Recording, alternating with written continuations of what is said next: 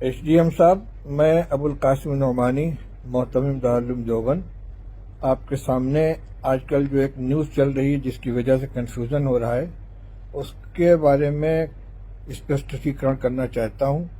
چند روز پہلے یہاں پر طلبہ کو سمجھانے کے لیے ایک پروگرام ہوا تھا، اس میں بچوں کو دھیان لگا کر پڑھائی کرنے کے پر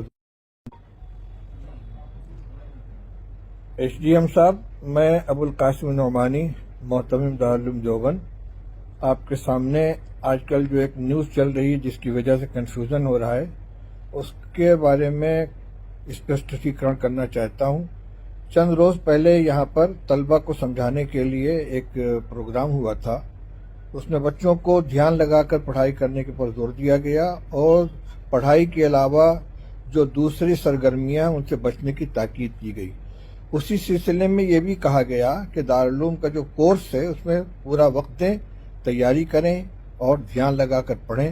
جو بچے دارالعلوم میں داخل ہیں، یہاں کے ہاسٹل میں رہتے ہیں لیکن باہر کوچنگ سینٹر میں جا کر انگریزی پڑھتے ہیں یا کوئی دوسرا کام کرتے ہیں، جیسے کوئی دکان لگا رہا ہے، کوئی میوہ بیچ رہا ہے، ان سب کے اوپر پابندی لگائی گئی ہے۔ اسی خبر کو اس انداز سے پیش کیا گیا جس سے معلوم ہوتا ہے کہ دارالعلوم میں انگریزی پڑھانے پر پابندی، حالانکہ ایسا نہیں ہے۔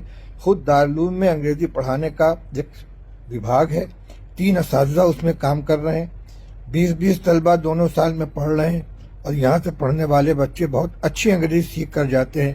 کمپیوٹر سکھانے کا یہاں سسٹم ہے۔ پرائمری درجات میں انگریزی، ہندی، جغرافیہ، سائنس، سوشل سائنس اور یہ تمام کے تمام جو عصری علوم میں سکھائے جاتے ہیں۔ اس لیے جس انداز سے خبر چلائی گئی یہ غلط ہے۔ دارالعلوم نہ انگریزی زبان کا مخالف ہے، نہ ہندی زبان کا مخالف ہے، نہ کسی اور چیز کا۔ یہاں صرف یہ پابندی ہے کہ جب تک آپ عالم فاضل کا کورس کر رہے ہیں، اس کا جو نظام ہے، جس وقت میں جو کام کرنا اس کو کیجئے، آپ کوچنگ سینٹر میں یا کسی ٹیوشن میں جا کر اپنا وقت برباد نہ کیجئے۔ میں سمجھتا ہوں کہ اس وضاحت کے بعد اب یہ جو غلط فہمی پھیلی ہوئی یہ دور ہو جائے گی۔ بہت بہت شکریہ۔